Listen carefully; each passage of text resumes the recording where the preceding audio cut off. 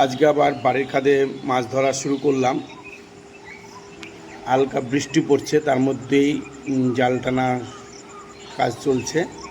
অর্ধেক পুকুর প্রায় হয়ে গেছে, আর অর্ধেক বাকি আছে এখন।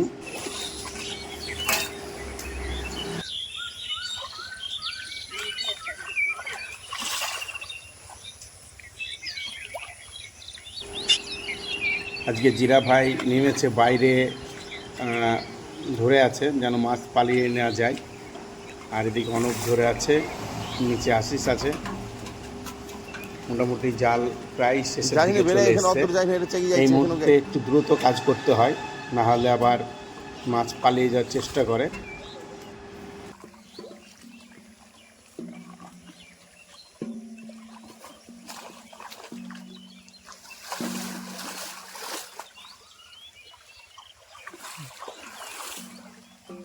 ঘাটটা দাঁড়া ঘাটটা দাঁড়া। বৃষ্টি জোর হয়ে গেল তো আস্তে আস্তে।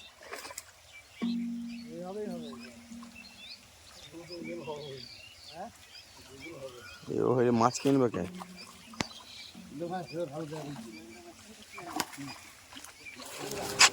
জাল টানা মোটামুটি শেষ। এবার জাল গুটিয়ে নিয়ে মাছগুলোকে এক সাইড করে মাছগুলোকে পানি মারতে হবে। এটা গ্যাস, এই জায়গাটা গ্যাস ফট করলি জলটিকে তোর মাছ ভেসে গেলে মরে যাবে।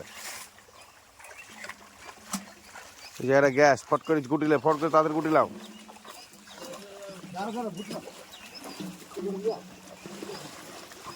মাছ পেছনে মাছ ওদেরকে মাছটা গুটিলাম তলা দিয়ে বেরিয়ে গেল মাছ। জাল টেনলাম, ফট করে টেনলাম।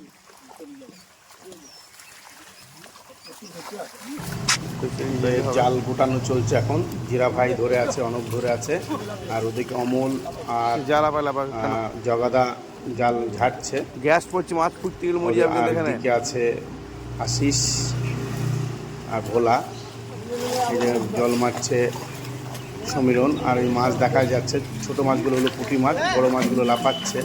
আজকে অনেক পুঁটি মাছ উঠেছে, যেহেতু মেঘলা হয়ে আছে, আবহাওয়া তলভাস হয়ে আছে, হালকা বৃষ্টি পড়ছে, দেখা যাচ্ছে যে মাছ লাফাচ্ছে।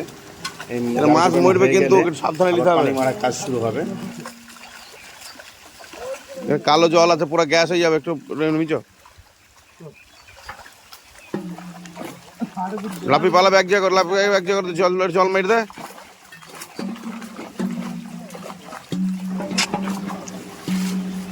এই যেদিকে পানি মারছে ভোলা, সমীরণও মারছে। জাল প্রায় গোটানো হয়ে গেছে।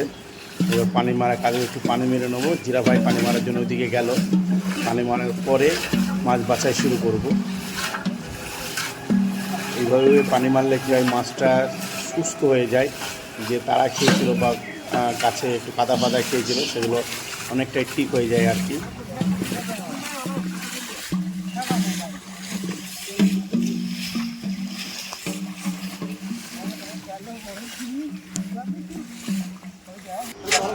মাছ বাজারে নিয়ে চলে এসেছি। আজকে বাজার মোটামুটি ভালোই।